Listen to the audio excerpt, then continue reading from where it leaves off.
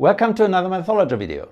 Today I'd like to tell you about a bunch of very paradoxical properties of the so-called harmonic series. This monster is one of the most iconic infinite objects in mathematics and has been investigated for hundreds, if not thousands of years. Of course, everybody who knows some calculus will be familiar with some basic properties of the harmonic series. However, most of its really amazing paradoxical properties even many calculus professors don't know. The reason why I'm telling you about the harmonic series today are some more counterintuitive facts that were only discovered recently and that I only found out about 2 months ago. This video has 6 chapters, each with its own highlights. Let's have a vote at the very end to figure out which of these highlights you like best. Will be interesting, and by participating you'll automatically enter into a draw for a chance to win a copy of one of my books.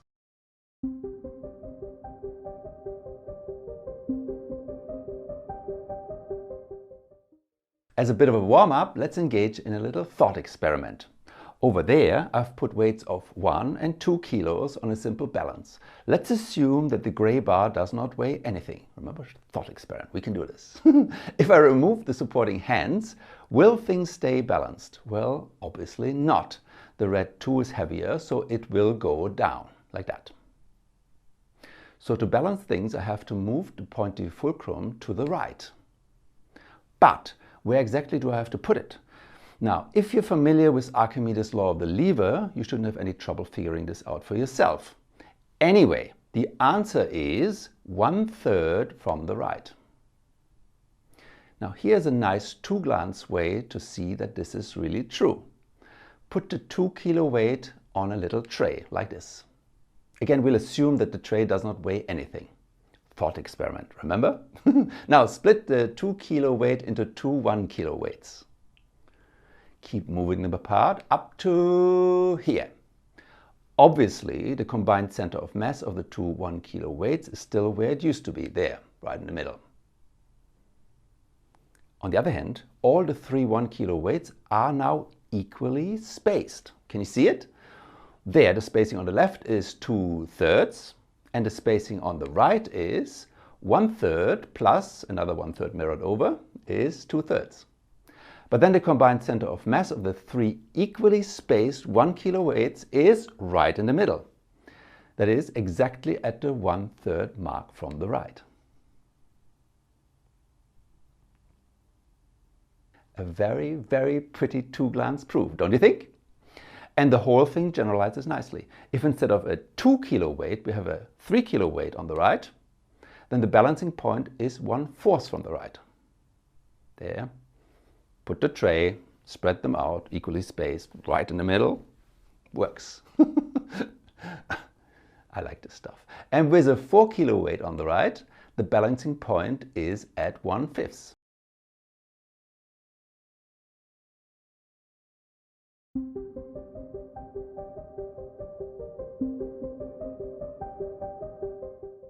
Okay, when I teach the harmonic series at uni, I usually motivate it with a nice real-world puzzle, versions of which you may encounter in many science museums.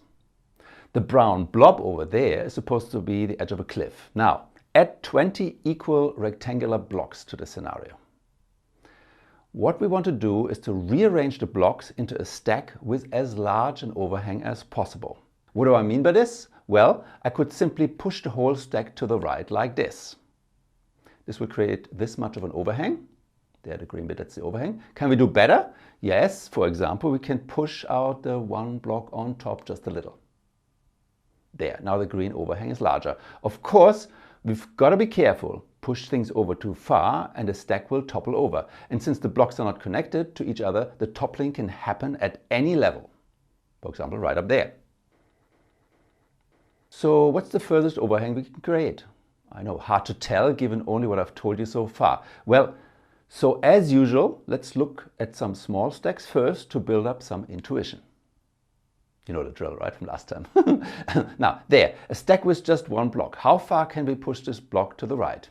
Easy. The center of mass of this block is right in the middle. And the block will be stable as long as the center of mass is above the cliff. This means we can push the block all the way up to here. Now, let's say our blocks are 2 units long. then our maximal overhang is half that, so 1 unit overhang. Okay, what about stacks consisting of 2 blocks? Well, with 2 blocks, we can definitely also get a 1 unit overhang, right? Just slide the second block in like this. There, that obviously works. A 2-block stack with an overhang of 1. But we can definitely do better, because the center of mass of the whole 2-block stack in front of us is right here in the middle. Well, because the whole thing is symmetrical, it has to be in the middle, right? And this means that we can slide the whole thing further over to the right up to this point, right? The center of mass of the whole stack is above the cliff edge, and so nothing will fall down. What's the overhang now? Well, the one from before plus 1/2. And now we just repeat to get larger and larger overhangs. So first, add a 3rd block in like this. Next, find the center of mass of this new 3-block stack. Now, unlike in the cases of just 1 and 2 blocks, where everything was nice symmetrical, it's not clear where the center of mass is. However, using our warm-up exercise, we can easily figure out its location. So, we can think of our 3-block stack as consisting of 2 parts. The new block highlighted in blue and the old 2-block stack. Now, the center of mass of the 2-block stack is already part of the picture. The center of mass of the blue one is here, right in the middle. How far apart are the centers? Well, that's half the length of the blue block, so that's 1. Next, our 2 stack weighs twice as much as the blue block. And this means we're dealing with exactly our warm-up setup. And this means that the combined center of mass of the 3-block stack is 1/3 in from the cliff edge. There. Nice animation. Nice. Now, push to the right like this, and we get an overhang of 1 plus 1/2 plus 1/3. Repeat again. There, slide in, find the center of mass. Nice animation again. And yes, slide over. And at this point, the overhang is 1 plus 1/2 plus 1/3 plus 1/4. And we now know exactly how this will continue. However, also notice that at this point, the top block is completely beyond the cliff edge. And this is pretty amazing, isn't it? Challenge for you, actually perform this experiment. So use identical brick-like objects like books to build a stack at the edge of a table in which the top brick completely clears the table. Link to a photo of your little stacking miracle in the comments. Pretty tough challenge. Anyway, rinse and repeat, and we get this remarkable leaning tower.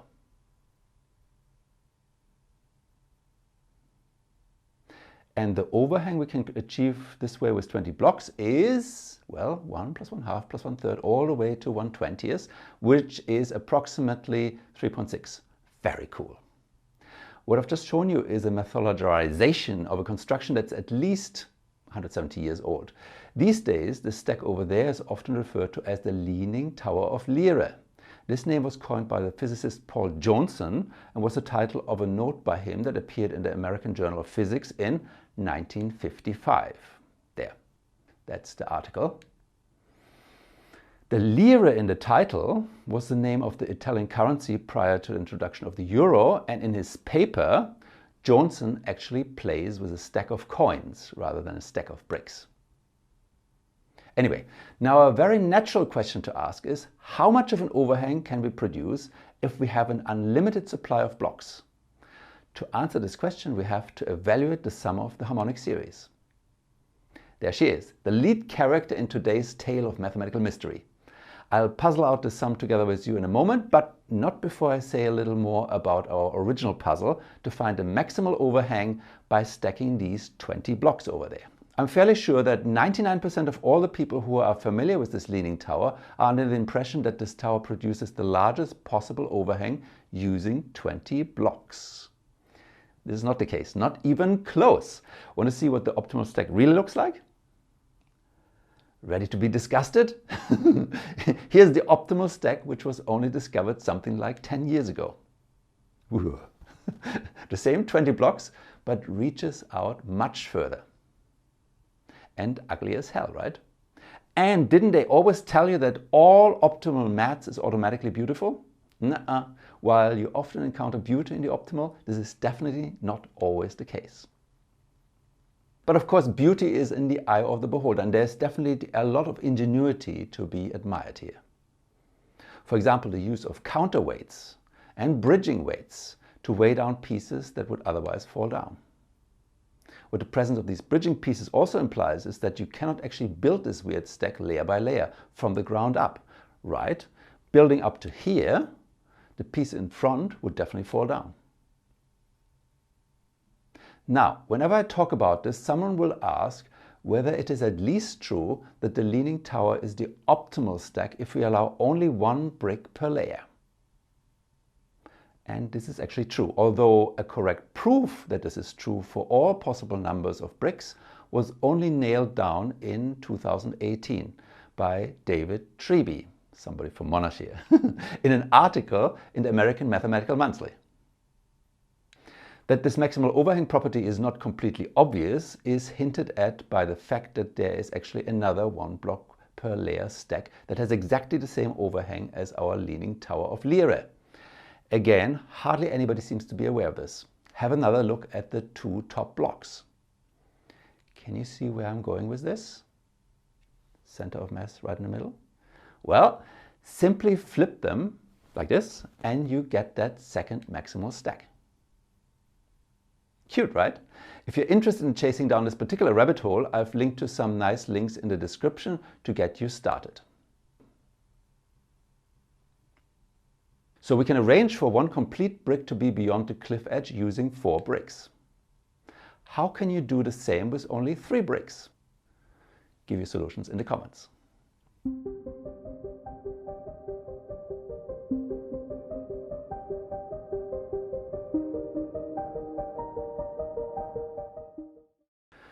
Okay, so we would like to know how much of an overhang one of our towers of Lire can have if we have an unlimited supply of blocks.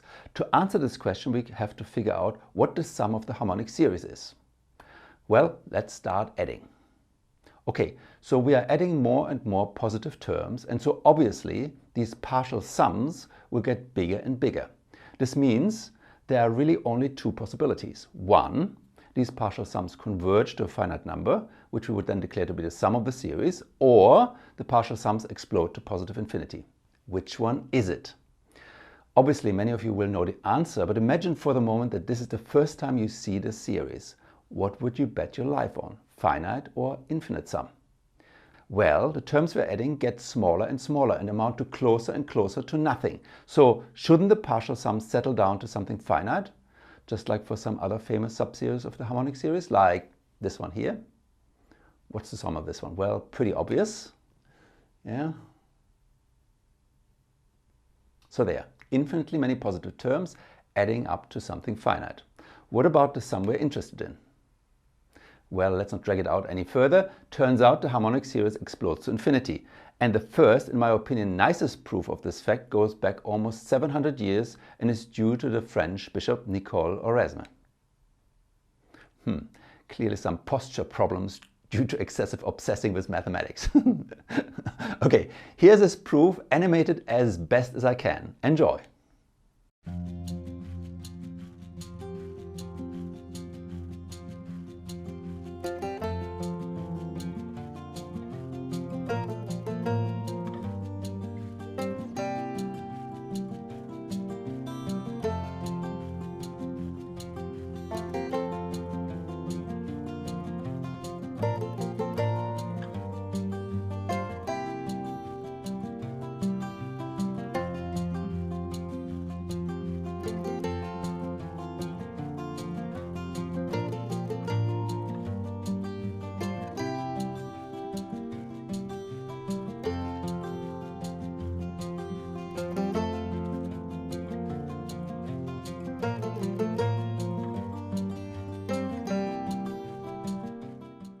An absolute gem of a proof, don't you think? Of course, what this implies is the leaning tower paradox. That, at least in theory, we can make our overhang as large as we wish by adding more and more blocks. Marvelous stuff, isn't it? There are actually a couple of other spectacular real-world paradoxes that are based on the fact that the harmonic series is exploding. For example, if you have not heard of the worm on a rubber band paradox, definitely check out the links in the description of this video. And if you know of any off-the-beaten-track real-world harmonic paradox, please share it with the rest of us in the comments. Okay, what have we got so far? One-glance balancing, leaning tower of Lyra, bizarre maximal overhang towers, and a 700-year-old proof by a bishop. What do you like best so far?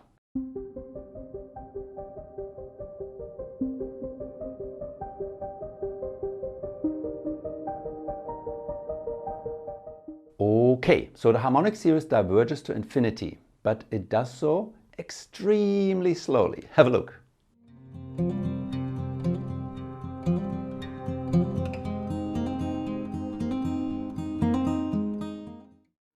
As you can see, the series really grows very slowly. That's 1,000,000 terms we've added here.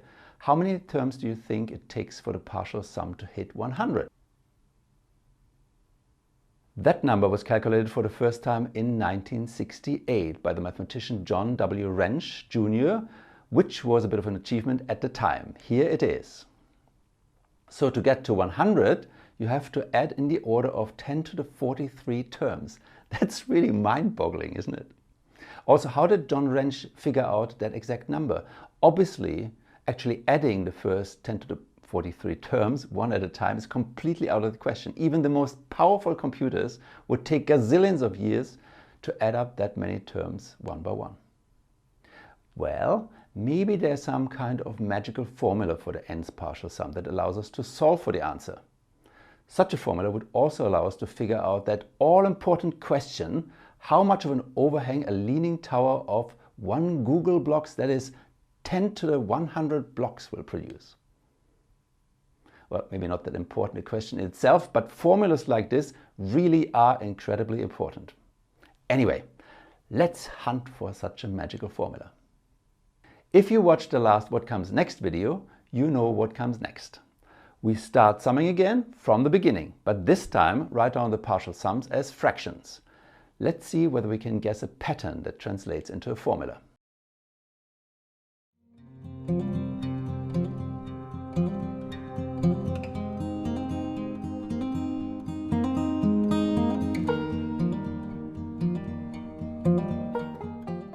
Okay, here comes the dreaded question. Can you see a pattern? Well, looks like a complete mess, doesn't it? But there's something striking about all these fractions. Can you see it? No? Okay, here's a hint. What do all the numerators have in common? And what do all the denominators have in common? Yeah, of course, many of you will have spotted straight away that all the numerators are odd and all the denominators are even. Coincidence? I don't think so. In fact, if you keep on going, you keep getting partial sums that are odd divided by even fractions. Interesting, but so what? Well, actually, in terms of odd and even, there are 4 different types of fractions. Odd over even over odd, even over even, odd over odd. There's one thing that is special about odd over even fractions, and that is, well, think integers. If you divide an odd number by an even number, the result can never be an integer, right? Whereas with the other types of fractions, they can actually be integers in disguise. There, all those fractions are really integers in disguise. Nice little insight, isn't it? An odd divided by an even fraction cannot be an integer. That could be a starting point for a nice number magic trick. Have to ponder this. Anyway, once you notice this odd over even pattern in the sequence of partial sums, it's actually not hard to prove rigorously that in fact all infinitely many partial sums are of this form. With the exception of the first partial sum 1, of course, which is an integer. And this then also shows that apart from that 1 at the beginning, there are no integers among the partial sums. That's a pretty amazing result when you think about it. Right? So these partial sums creep up slower and slower with smaller and smaller increments. On the way to infinity, they pass every single one of the infinitely many integers and manage to miss them all by minuter and minuter amounts. Amazing, isn't it? But in fact, something even more remarkable is true. Add up a randomly picked couple of consecutive terms of the harmonic series, like these ones here, consecutive is the important bit here, then it can be shown that all of these sums combine into odd over even fractions and are therefore never integers. The first proof of this fact was published in 1918 and is due to the Hungarian mathematician József Kőszeg, the very friendly looking guy on the white chair in the picture. That's a very typical mathematician group photo 100 years ago. All men, ties and suits, and no t-shirts. Times have definitely changed. Okay, to finish off this chapter, here is another challenge question for you. Can you write the numbers 2 and 3 as sums of reciprocals of distinct positive integers?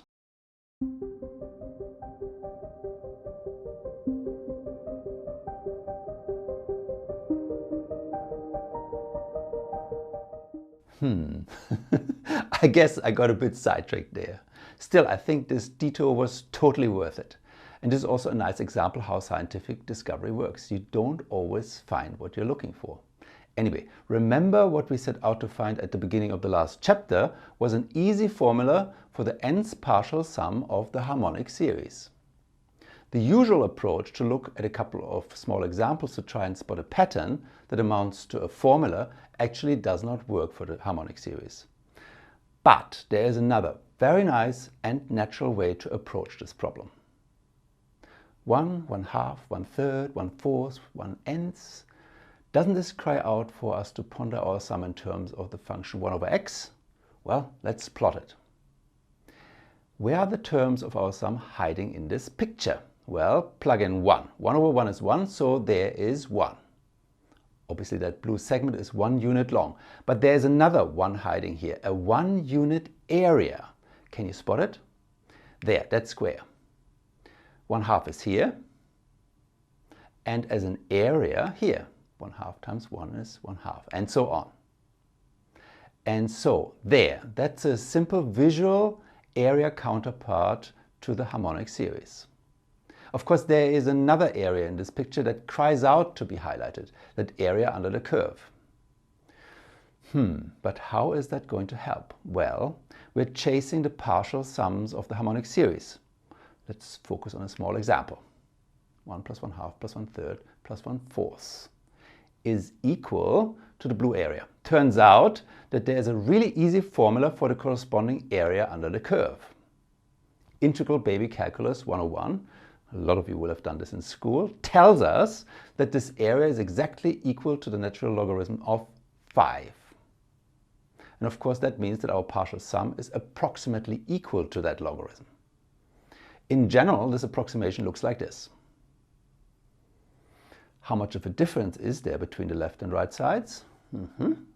Well, that difference is the area of the remaining blue bits sticking out on top. And luckily, these blue bits don't add up too much. Let me show you. See that 1 times 1 square over there? Well, all the blue bits fit in there. And so the sum of the blue bits, the difference up there, is less than 1. And that's important, no matter how humongous the partial sum is. In fact, this tethering of the logarithm and the partial sum immediately implies another proof of the fact that the harmonic series explodes to infinity. Right? Since the logarithm explodes to infinity, the tethered partial sum gets dragged along to infinity. It doesn't have a choice at all in this matter. Anyway, since for large partial sums an extra 1 doesn't really matter, for all intents and purposes, the nth partial sum is equal to the natural logarithm of n plus 1.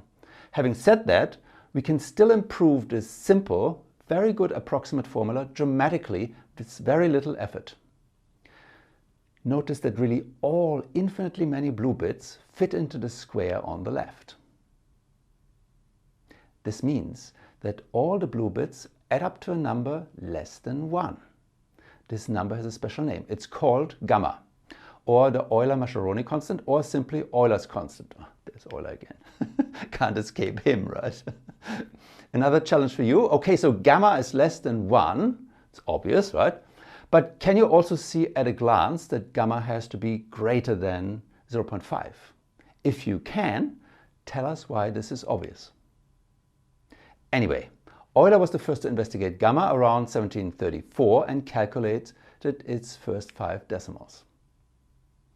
Gamma is one of those mathematical superconstants that, just like pi, phi and e, pops up all over the place. Just as a little teaser, here is one of my favorite identities involving gamma. There, e, gamma and all the prime numbers in one formula. How crazy is that? Anyway, here is a super nice trick. Let's add gamma to our approximate formula for the partial sums of the harmonic series. Here's what the sum corresponds to in the picture. So the sum is exactly equal to the pink partial sum 1 plus 1/2 plus 1/3 plus 1/4 plus a tiny portion of gamma corresponding to the extra blue bits petering off to the right. When you think about this, this is really an amazing formula. As n, and with it the partial sum, gets huger and huger, this formula approximates the partial sum better and better. That's the exact opposite to what most formulas approximating exploding sums usually do. Just two examples to show you how amazing this formula really is. For n is equal to 5, we get this. So in terms of correct digits, the formula gets the integer part of the partial sum right, but no decimals. Now here's what you get for n is equal to 500,000. That's already 5 correct decimals. And it really gets better and better the larger n is. Absolutely marvelous, isn't it? To finish this chapter, let me tackle those two questions that we set out to answer using our formula. Remember that humongous exact number of harmonic terms you have to add to get a sum exceeding 100, that number John Wrench calculated? What does our formula suggest this number is? Well, we want 100. Let's solve for it. There, autopilot. And, well, if you actually evaluate the expression on the right, for example, in Mathematica, you arrive at a number that's just shy of John Wrench's exact number. According to Mathematica, the difference is about 0.63. Pretty good, huh? Our gamma is really a very magical constant. In fact, John Wrench's proof that his number is based on our formula, starts with our formula. Of course, we can also use our formula to figure out how much of an overhang a leaning tower with n blocks can produce. So how about the Google blocks, for example? Well, the natural logarithm of 10 to the 100 is 230 and a bit units. This thing really grows very slowly. Well, that's logarithmic growth for you. In comparison, it has been shown that there exists a positive number c such that by using crazy towers, an overhang of c times cube root of n is achievable for large n. That's exponentially better than logarithmic growth. Nobody knows exactly what the absolute best crazy tower looks like for large numbers of blocks, but one not so crazy family whose overhang grows like cube root of n are these parabolic towers that were discovered by Mike Peterson and Yuri Zwick around 2009. That example over there consists of 571 blocks and produces an overhang of 10 units. The smallest leaning tower that has this overhang contains 12,367 blocks. Good stuff. And there are still lots of nice open problems that need to be sorted out, maybe by you. So to finish this chapter, let me at least mention one more super interesting fact about gamma. Since you're watching this, you're probably all aware of the fact that there is a mysterious and important connection between the sum of the positive integers, 1 plus 2 plus 3, and the number minus 1/12. Despite what some people claim, this wonderful relationship is not an equality. Now, when we dig deeper, we find that in a very precise sense, minus 1/12 is to the sum of the positive integers what gamma is to the harmonic series. The sum of the reciprocals of the positive integers. I don't have any time to elaborate on this today. If you'd like to do a bit of research on your own, Google Ramanujan summation and find out why the Ramanujan sum of 1 plus 2 plus 3 is minus 1/12 and the Ramanujan sum of the harmonic series is gamma. Okay, what have we got so far? One glance balancing, leaning tower of Lyra, bizarre maximal overhang towers, a 700-year-old proof by a bishop, no integers among the partial sums, and magical approximate formula, and of course gamma. And I even managed to squeeze minus 1/12 in. What do you like best so far? Remember, there will be a vote at the end.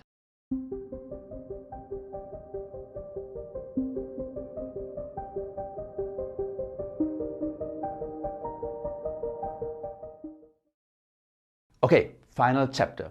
To finish off, let me just tell you about that other remarkable harmonic fact that I only found out about 2 months ago and that inspired me to dedicate this video to my good old friend, the harmonic series. The harmonic series is the sum of sums in the sense that it contains many very important infinite series. For example, there's the geometric series of the powers of 1/2 there, which sums to 2. Then there's Euler's super famous sum of the reciprocals of the squares, the reciprocals of the force powers, and in general all those other reciprocals of integer powers series that are part of the Riemann-Zeta function. Then there is E as a sum of the reciprocals of the factorials, and so on and so forth. I've talked about these and many other famous subseries of the harmonic series in previous videos. Now, obviously, there are infinitely many subseries contained in the harmonic series, summing to infinitely many numbers, and so a natural question to ask is whether every number is such a sum. What do you think? What's your gut feeling? The answer is yes. Every positive number occurs as a sum of infinitely many subseries of the harmonic series. This is actually very easy to see. Let me quickly show you how you can find a subseries that sums to our new favorite magic number gamma using a greedy algorithm. Works for any other positive number. As the first term of a subseries that will sum to gamma, choose the largest harmonic reciprocal less than gamma. Well, gamma is 0.57, and so the largest harmonic reciprocal less than gamma is 1/2. The next term of our subseries is the largest harmonic term that when added to 1/2 gives a sum less than gamma. That happens to be 1/13. There. That sum is just a little bit less than gamma. And you just keep on going like this, always at the largest possible harmonic term that gives you a sum less than gamma. This will automatically generate a subseries containing infinitely many terms that add very rapidly to gamma. Nice and super simple, huh? This is an example of a greedy algorithm in action. We always greedily go for the largest possible reciprocal that fits. Of course, apart from all those subseries with finite sums, there are also plenty of subseries that, just like the harmonic series, diverge to infinity. For example, the sum of the reciprocals of the even number diverges. Pretty obvious, because this series is also just the original series, there's the original series again, multiplied by 1/2.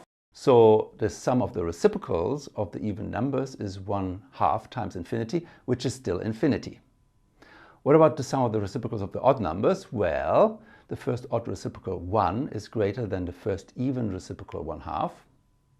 The second odd reciprocal 1/3 is greater than the second even reciprocal 1/4, and so on. And so the sum of the odd reciprocals is greater, term by term, than the infinite sum of the even reciprocals, and so also has to be infinite. Okay, maybe that's not that terribly surprising. Here's something trickier. How about the sum of the reciprocals of the primes? Finite or infinite? Well, what do you think? Of course, there are infinitely many primes, but they are pretty sparse, with arbitrarily large gaps in between them. Does this mean the sum is finite? Well, those of you who watched my video on Euler's product formula for the Riemann-Zeta function may remember that we proved, following Euler's footsteps of course, that the surprising answer is this sum is infinite. Really not obvious at all. Let's see how much of an intuition you've developed for these infinite sums. I'll show you a couple of subseries and you try to guess whether they have a finite or infinite sum. Ready? Okay, that's the full harmonic series over there. First, let's skip every 10th term starting with 1/9. That takes out this infinite column of terms. Is the leftover series finite or infinite? You got it? Easy, right? This subseries must explode because, well, there are lots of ways to see this at a glance. For example, it must explode because it contains all the even reciprocals, which we've already seen do explode.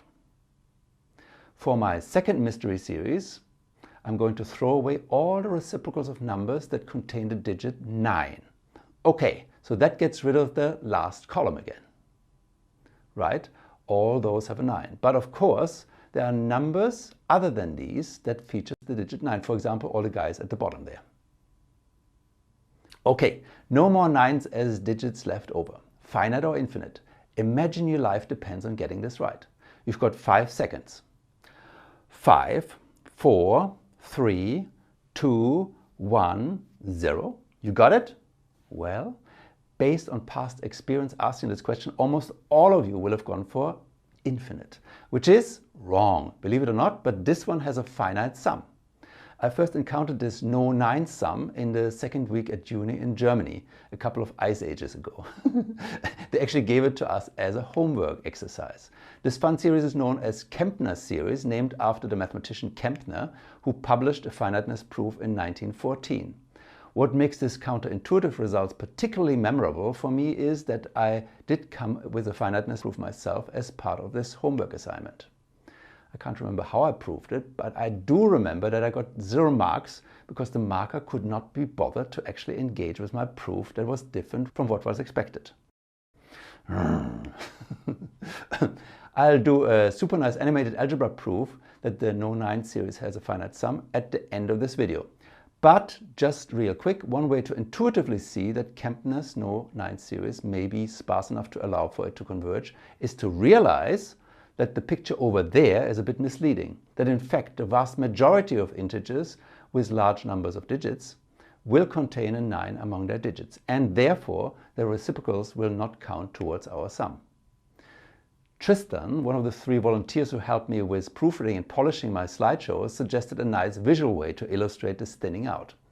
Make the 10 times 10 picture over there a bit more squarish and color the part with the remaining reciprocals black. Let's pretend the upper left square is also black, makes for a cleaner argument, okay?